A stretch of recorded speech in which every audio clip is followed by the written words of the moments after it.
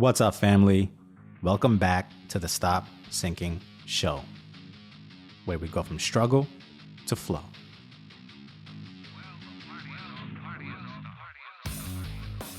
I'm speaking to my want more out of life family. There is a lot in store for us who are willing to go out there and get it. But I will tell you something you think you want, but it's misplaced and misweighted in its importance. Something that's talked about and hyped and highly sought after, and even I wanted it at one point, and that is freedom. Being able to have and do whatever it is that you want to do with your time, whenever you want to do it, and not owe it to a job or anyone else. And not having to do anything at all. And I think I'm uniquely qualified to speak about this because I achieved it after having it written on my wall as a goal for a year before I finally quit my corporate career. My girl actually made me write a contract to myself and sign it that said, I will have complete time freedom. And as the story goes, I got complete time freedom. And I'm here to tell you, after having reached that, how it's not all it's cracked up to be. How it's actually a false idol, a facade. Something you probably are dismissing right now while you're listening to me because you've held it as a pinnacle of achievement in your mind for so long. So let's talk about it. With the Great Resignation as a hot topic right now, especially for the last couple months, a lot of people are acting upon leaving where they aren't happy and aren't challenged and towards what they desire more.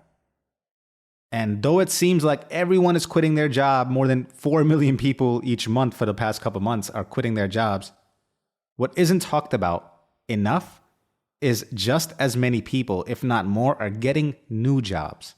Almost 7 million people in December took new jobs while 4 million people quit. So it's not that everyone is just going out and leaving the work field and never returning. So with that in mind, what it clarifies is that people aren't just quitting to chase freedom. They are after work that is more meaningful. What they are pursuing is something that maybe provides them more autonomy, maybe something that gives them more purpose. Not everyone is trying to be like the fakers flexing on IG about a free life. And although, yes, some of them might actually go on to start their own businesses, some people aren't just getting another job. Some of them do go on to chase time freedom.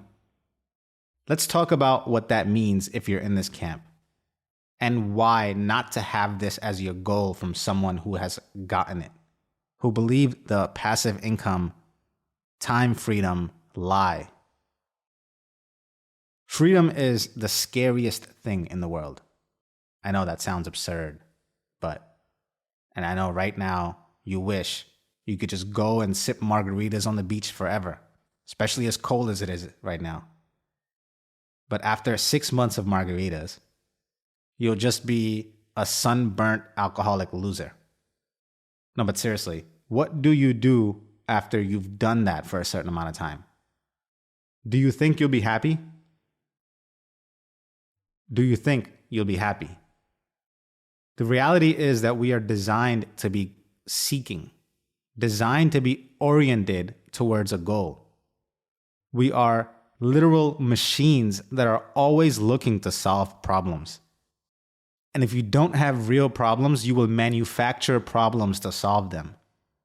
And you will create issues in your own life with the abundance of undirected time that you have given yourself. And you will slowly but surely create chaos and catastrophe in your own life just so you can have something to satisfy that human design of solving problems. You will always look for problems to solve or you will create them. This is why there is a commonality of mental distress in the most wealthy of people and the most poor. Let's talk about the most poor for an example.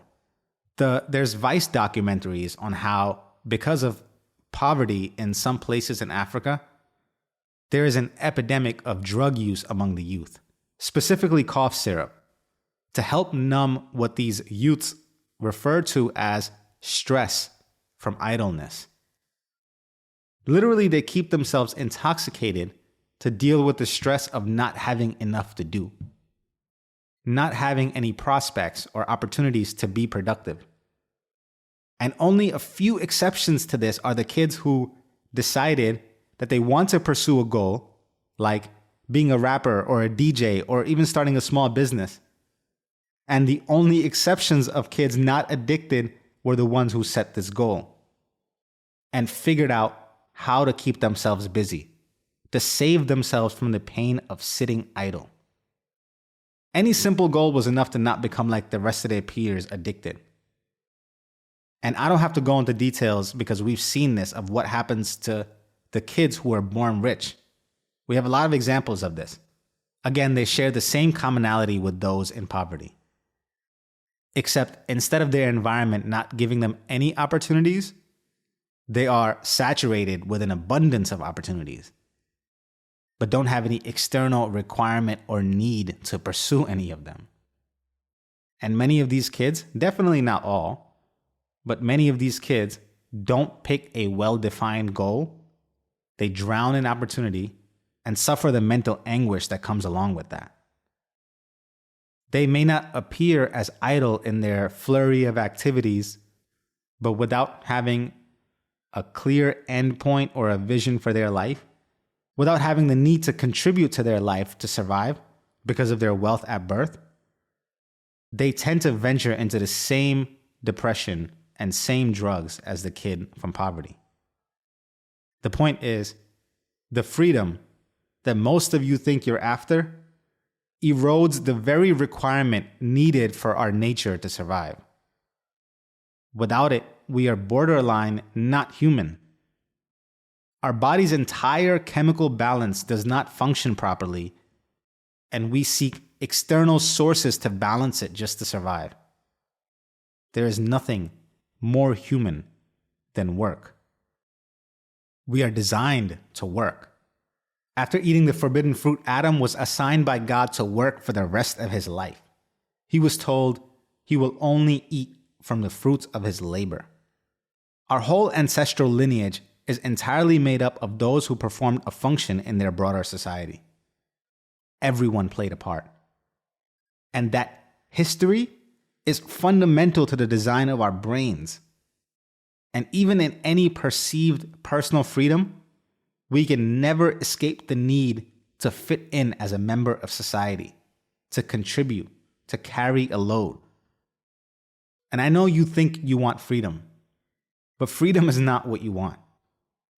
What you want is to shift the way in which you contribute, to be more convinced that you actually are contributing, that the way you spend your 40 plus hours a week actually means something to the bottom line of not just your 2 weeks' pay, but the broader scope of it contributing to your overall life. You want to actually feel like you're building something and not just running on a treadmill for 40 hours for 40 years and staying in the same place. Freedom is not your goal. What your goal is that you can't see right now because you're so after freedom, what your goal is the freedom to choose in the ways that you contribute, not freedom from contributing altogether. You don't want to sit and retire and sip margaritas. It will get old quickly. You will literally cut your wrists to create problems to solve. We go insane in idleness. The devil takes hold. Let's just simulate the freedom that you think you want. You wake up whenever you want with no one to answer to or having no responsibilities.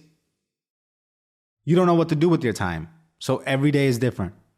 And you don't have any commitments or expectations. You're doing one activity and you don't know when to move on to the next one. You don't know if that activity is even worth doing. You don't know if you should watch another episode on Netflix, make food, order out, eat ice cream for lunch, go to sleep. You don't work, So you lose touch with your friends who do work because you lose the commonality with them. You can't relate to their schedules, their hardship and grievances. You run out of things to talk about other than maybe your shared interest in sports. Your relationships become more and more meaningless and on the surface. You become disconnected from society. You live in your own head, a bubble of your own making. You become rigid in your beliefs. You shutter out the world and build more solid walls for your echo chamber. You become increasingly frustrated with outside opinions. You ostracize people for their viewpoints. A month, or 2, or 6, or 12 pass, and you soon start to believe nothing you do even matters, and that every day is just another blur of meaninglessness. You see how quickly we venture down into nihilism? Now you're halfway to insanity with probably a drug addiction that you picked up along the way just to deal with the excess of time and abundance of unguided options that you've had. Fact of the matter is, we need boundaries and limitations. We need a little imprisonment of our own making to set us free. The freedom you really want is in the confines of the bars of your own goals, to guard and guide towards what it is you can and cannot do, so you know what to do next, what holds priority. Or else everything is up for grabs and nothing ever gets held in your hands. You become a ship with no destination, just sailing in the wind. Any direction is suitable, and none with any desired differentiation. That simulation could easily have been how my life could have gone for the past couple years since I quit my corporate career.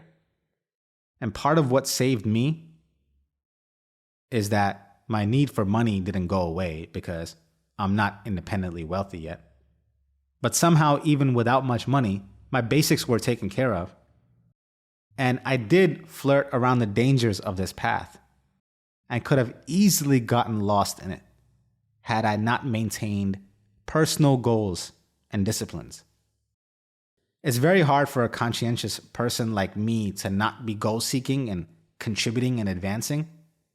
So my personality saved me in what could have been a nihilistic venture to the bottom of the barrel. Without a personally crafted standard for myself, I can easily see many examples of people who are happy with as much or much less comfort than I have had, and it's enough for them to be satisfied living for the rest of their life in their corner of the world. And it's ultimately my own standard of expectation of myself that saved me from being stuck in this dark path. A little taste of comfortable freedom can be the most disastrous for someone who doesn't have desire for more, and without knowing it, can easily venture to hell. And I'm blessed. Even through discomfort, I maintained goal orientation. Without anyone telling me to do so, I had goals in all aspects of my life. I read, I exercised, I worked, I studied, I challenged every bit of everything that I knew. And even then, there was too much freedom. There were times I was drinking too much, thinking too much, sinking too much. And what I realized is the solution to all of it is to do more, not less. To have more expectations of me. To have more demands put on me. To have more be required from me. That is the only way to be saved from this unnatural hell, is to actually assume the usual demands of being human. You don't want freedom. What you want is to contribute in a way that's unique to you. You don't want more time. You want less time doing what isn't meant for you. You don't want to be free. You just want those chains to be chosen and made up of what you choose, And trust me, even that level of freedom is scary. Most of us don't have enough clarity to even know what we want. So having complete autonomy to decide what we want to do with our time is not something most of us are designed for. Nothing is scarier than not knowing exactly what to do next and what to prioritize. So how would you even pick your own chains? You don't want passive income. You want to be actively involved in something that you can continue to play a meaningful part in, and something that you have progressive checkpoints and goals for, something you can constantly see an end to. So you're not running on a treadmill, so you don't burn out. Would you really be on the passive sidelines of something that excited you, that you could be involved in? They say freedom is when you have nothing left to lose. Is that really what you want? I would argue that you should feel the exact opposite at all times.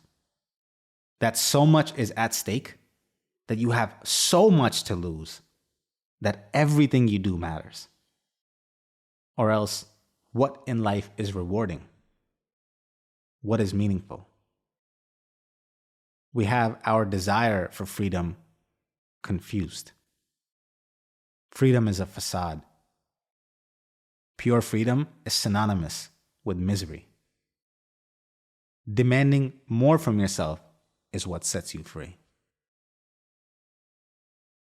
Love you, family. See you on the next show.